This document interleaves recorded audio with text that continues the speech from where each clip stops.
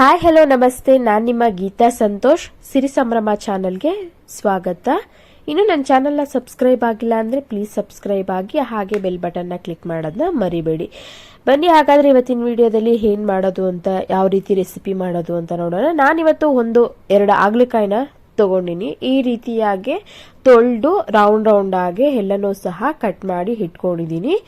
Next ಒಂದು ಪ್ಲೇಟ್ಗೆ ಹೆಚ್ಚಿಟ್ಕೊಂಡು 1 spoon ಆಗುವಷ್ಟು ಪುಡಿ ಉಪ್ಪು, ಹಾಗೆ ಒಂದು ಅರ್ಧ ಹೋಳ್ನಷ್ಟು ನಿಂಬೆಹಣ್ಣು ರಸನ ಸೇರಿಸ್ತಾ ಇದ್ದೀನಿ. ಮೊದಲನೇದಾಗಿ ನೀವು ಈ ಸ್ಟೆಪ್ನ ಮಾಡಲೇಬೇಕು. ಏನಕ್ಕೆ ಈ ಥರ ಮಾಡಬೇಕು ಅಂತಂದರೆ, ಸ್ವಲ್ಪನೂ ಕಹಿ ಬರಲ್ಲ ಪಲ್ಯ, ಹಾಗಲಕಾಯಿ ಪಲ್ಯ ಸ್ವಲ್ಪನೂ ಕಹಿ ಬರಲ್ಲ. ಈ ರೀತಿ ಮಾಡೋದ್ರಿಂದ ಕಹಿ ಅಂಶ ಎಲ್ಲನೂ ಹೋಗುತ್ತೆ. ಮೊದಲನೇ ಸ್ಟೆಪ್ಪು ನೀವು ಈ ರೀತಿಯಾಗಿ ಮಾಡಲೇಬೇಕು. ನೋಡಿ, 1 ಸ್ಪೂನು ಉಪ್ಪು ಹಾಗೆ ಅರ್ಧ ಹೋಳ್ನಷ್ಟು ನಿಂಬೆ ರಸನ ಸೇರಿಸಿ ಚೆನ್ನಾಗಿ ಎಲ್ಲನೂ ಮೊದಲನೇದಾಗಿ ಮಿಕ್ಸ್ ಮಾಡ್ಕೊಳ್ಳೋಣ. ನೋಡಿ, ಈ ರೀತಿಯಾಗಿ ಎಲ್ಲನೂ ಸಹ ಮಿಕ್ಸ್ ಮಾಡಿ ಆದಮೇಲೆ ಒಂದು 20 ಅಥವಾ 25 ಮಿನಿಟ್ಸ್ ಆಗುವಷ್ಟು ಇದನ್ನ ನೆನೆಯೋದಕ್ಕೆ ಬಿಡೋಣ. ನೋಡಿ, ಇವಾಗ ನಾನು ಒಂದು 20-25 ನಿಮಿಷ ಬಿಟ್ಟು ನಿಮಗೆ ಓಪನ್ ಮಾಡಿ ತೋರಿಸ್ತಾ ಇದ್ದೀನಿ. ನೋಡಿ, ಈ ರೀತಿಯಾಗಿ ಎಲ್ಲನೂ ನೆಂದು ನೀರು ಬಿಟ್ಕೊಂಡಿದೆ. ಈ ರೀತಿಯಾಗಿ ನೀರು ಬಿಟ್ಕೊಂಡ್ರೆ ಅದರಲ್ಲಿರೋ ಕಹಿ ಅಂಶ ಎಲ್ಲನೂ ಆಚೆ ಬರುತ್ತೆ. ಇವಾಗ ನೆಕ್ಸ್ಟ್ ನಾವು ಸ್ವಲ್ಪನೇ ತೆಗೆದು ಹಿಂಡಿ ಇಟ್ಕೋಬೇಕು.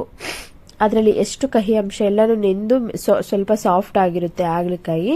ಈ ರೀತಿಯಾಗಿ ನಾವು ಹಿಂಡಿ ಇಟ್ಕೊಂಡ್ರೆ ಅದರಲ್ಲಿರೋ ಕಹಿ ಅಂಶ ಎಲ್ಲನೂ ಆಚೆ ಬಂದ್ಬಿಡುತ್ತೆ. ಆವಾಗ ಪಲ್ಯ ಸ್ವಲ್ಪ ಕಹಿ ಇರಲ್ಲ, ಕಹಿ ಇರುತ್ತೆ, ಸ್ವಲ್ಪ ಮಟ್ಟಿಗಷ್ಟೇ ಕಹಿ ಇರುತ್ತೆ. ನೋಡಿ, ಈ ರೀತಿಯಾಗಿ ಎಲ್ಲನೂ ಸಹ ನಾನು ರಸ ಹಿಂಡಿ, ನೋಡಿ ಅಷ್ಟರಲ್ಲಿ ಇಷ್ಟು ನೀರು ಆಚೆ ಬಂತು, ಇದೆಲ್ಲನೂ ಕಹಿ ಅಂಶ.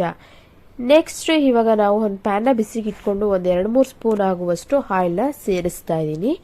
ಆಯಿಲು ಚೆನ್ನಾಗಿ ಬಿಸಿ ಆಗಲಿ. ಬಿಸಿ ಆದಮೇಲೆ ಒಂದು 1/4 ಸ್ಪೂನ್ ಸಾಸಿವೆನ ಸೇರಿಸ್ತಾ ಇದ್ದೀನಿ. ಸಾಸಿವೆ ಸ್ವಲ್ಪ ಚೆನ್ನಾಗಿ ಸಿಡಿಲಿ. ನೆಕ್ಸ್ಟ್ ಒಂದು ಸ್ವಲ್ಪ ಆಗುವಷ್ಟು ಕರಿಬೇವು ಸೊಪ್ಪನ್ನ ಸೇರಿಸ್ತಾ ಇದ್ದೀನಿ. ಹಾಗೆ 1 ಗೆಡ್ಡೆ ಆಗುವಷ್ಟು ಈರುಳ್ಳಿನ ಸಣ್ಣದಾಗಿ ಕಟ್ ಮಾಡಿ ಸೇರಿಸಿ ಚೆನ್ನಾಗಿ ಫ್ರೈ ಮಾಡ್ಕೊಳ್ಳೋಣ. ಹಸಿ ಸ್ಮೆಲ್ ಹೋಗಬೇಕು ಈರುಳ್ಳಿದು, ಅಲ್ಲಿವರೆಗೂ ಚೆನ್ನಾಗಿ ಫ್ರೈ ಮಾಡ್ಕೊಳ್ಳೋಣ. ನೆಕ್ಸ್ಟ್ ಒಂದು ಮೀಡಿಯಂ ಸೈಜ್ದು ಟೊಮೊಟೊನ ಚಿಕ್ಕದಾಗಿ ಕಟ್ ಮಾಡಿ ಅದನ್ನು ಸಹ ಈರುಳ್ಳಿ ಜೊತೆಗೆ ಸೇರಿಸ್ತಾ ಇದ್ದೀನಿ. ಚೆನ್ನಾಗಿ ಫ್ರೈ ಮಾಡ್ಕೊಂಡಿದ್ದಾದ್ಮೇಲೆ ಒಂದು 1/4 ಸ್ಪೂನ್ ಆಗುವಷ್ಟು ಉಪ್ಪನ್ನ ಸೇರಿಸೋಣ. ಮೊದಲೇ ಸ್ವಲ್ಪ ಉಪ್ಪನ್ನ ಹಾಕಿರ್ತೀವಿ ಹಾಗಲಕಾಯಿಗೆ, ನೋಡಿ ಸೇರಿಸ್ಕೊಳ್ಳಿ. ನೆಕ್ಸ್ಟು ಎಲ್ಲನೂ ಕಟ್ ಮಾಡಿ ಇಟ್ಕೊಂಡಿರುವಂತಹ ಹಾಗಲಕಾಯಿನ ಸೇರಿಸಿ ಚೆನ್ನಾಗಿ ಫ್ರೈ ಮಾಡ್ಕೊಳ್ಳೋಣ. ಹಾಗಲಕಾಯಿದು ಹಸಿ ಸ್ಮೆಲ್ ಹೋಗಬೇಕು. ಹಾಗೆ ಒಂದು 1/4 ಸ್ಪೂನ್ ಆಗುವಷ್ಟು ಅರಿಶಿಣದ ಪುಡಿನೂ ಸಹ ಸೇರಿಸಿ ಚೆನ್ನಾಗಿ ಮಿಕ್ಸ್ ಮಾಡ್ಕೊಳ್ಳೋಣ. ನೀರು ಹಾಕೋದಕ್ಕೆ ಹೋಗ್ಬೇಡಿ. ಮೊದಲನೇದಾಗಿ ಸ್ವಲ್ಪ ಎಣ್ಣೆಲೆ ಸ್ವಲ್ಪ ಎಲ್ಲನೂ ಫ್ರೈ ಆಗಬೇಕು.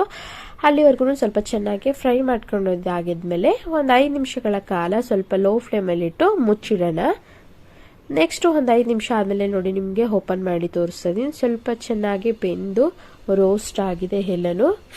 ನೋಡಿ, ಈ ರೀತಿಯಾಗಿ ಕಲರು ಚೇಂಜ್ ಆಗಬೇಕು. ಹಾಗೆ ನಾನು 1 ಸ್ಪೂನ್ ಆಗುವಷ್ಟು ಚಿಲ್ಲಿ ಪೌಡ್ರನ್ನು ಸಹ ಸೇರಿಸ್ತಾ ಇದ್ದೀನಿ.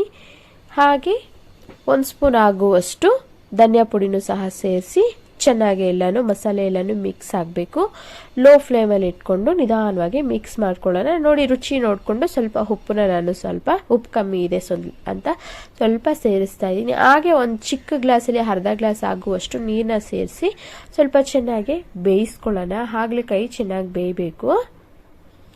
ಲೋ ಫ್ಲೇಮಲ್ಲಿ ಇಟ್ಕೊಂಡು ಸ್ವಲ್ಪ ನೀರು ಹಾಕಿ ಸ್ವಲ್ಪ ಹೊತ್ತು ಚೆನ್ನಾಗಿ ಬೇಯಿಸ್ಕೊಳ್ಳೋಣ.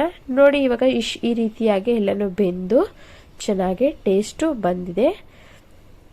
ಫ್ರೈ ಆಗಬೇಕು. ಈ ರೀತಿಯಾಗಿ ಡ್ರೈ ಆದಮೇಲೆ ನಾನಿವಾಗ ಸರ್ವ್ ಮಾಡಿ ತೋರಿಸ್ತಾ ಇದ್ದೀನಿ. ನೋಡಿ, ಈ ರೀತಿಯಾಗಿ ಹಾಗಲಕಾಯಿ ಪಲ್ಯ ಸೂಪರ್ ಟೇಸ್ಟಿಯಾಗಿ ಸ್ವಲ್ಪನೂ ಕಹಿ ಇಲ್ಲ ರೀತಿಯಾಗಿ ರೆಡಿಯಾಗಿದೆ. ಆ ರೀತಿಯಾಗಿ ನಿಂಬೆಹಣ್ಣು ಮತ್ತು ಉಪ್ಪು ಹಾಕಿ ನೆನೆಯೋದಕ್ಕೆ ಬಿಟ್ಟು ನೆಕ್ಸ್ಟು ಮಾಡೋದ್ರಿಂದ ಕಹಿ ಅಂಶ ಎಲ್ಲನೂ ಹೋಗಿ ಟೇಸ್ಟು ಚೆನ್ನಾಗಿ ಬರುತ್ತೆ. ಈ ರೀತಿಯಾಗಿ ನೀವು ಒಮ್ಮೆ ಟ್ರೈ ಮಾಡಿ. ತುಂಬಾ ಟೇಸ್ಟಿಯಾಗಿ ಹಾಗಲಕಾಯಿ ಪಲ್ಯ, ಆರೋಗ್ಯಕರವಾದ ಹಾಗಲಕಾಯಿ ಪಲ್ಯ ರೆಡಿಯಾಗಿದೆ. Thank you friends.